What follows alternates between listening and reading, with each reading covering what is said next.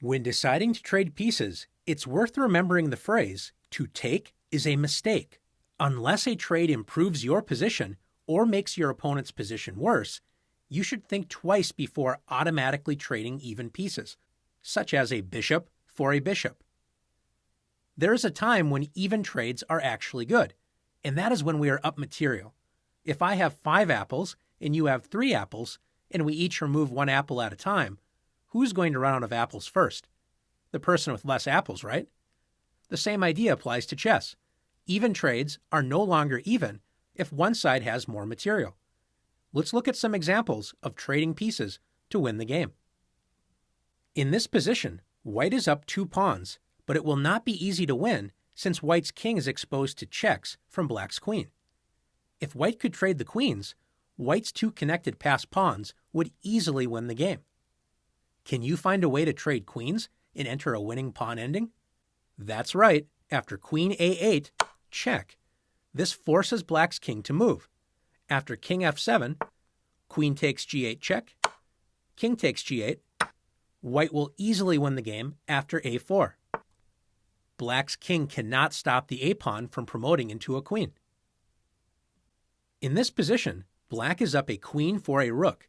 Notice that black has 2 advanced pawns on the queen side, b4 and a4.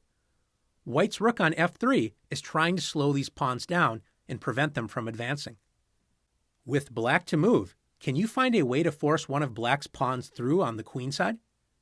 The easiest way is to remove white's main defender, the rook. After queen takes f3, black sacrifices a queen for the rook because now black's pawns on the queen side cannot be stopped. After g takes f3, a3, black will soon promote to a queen and should win the game easily. Let's take a look at one more example together. In this position, is any side ahead in material? That's right, black is up an entire rook and bishop. Notice, though, white has a pawn on g6 and a queen on h3, causing trouble, threatening checkmate on the very next move. What if black could force the queens off the board and black would still be up a rook? Is a rook enough to win the endgame? Yes, being up an entire rook should be enough to win the game.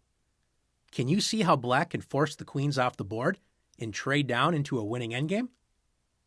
That's right, queen f1 check. Black trades a queen and a bishop for white's queen. Black is willing to give up material to enter a completely winning endgame where white has no counterplay. After queen takes f1, bishop takes f1, king takes f1, black can easily win this endgame, beginning with the idea of removing white's advanced pawns with rook to d8. Now it's your turn to practice trading down to win.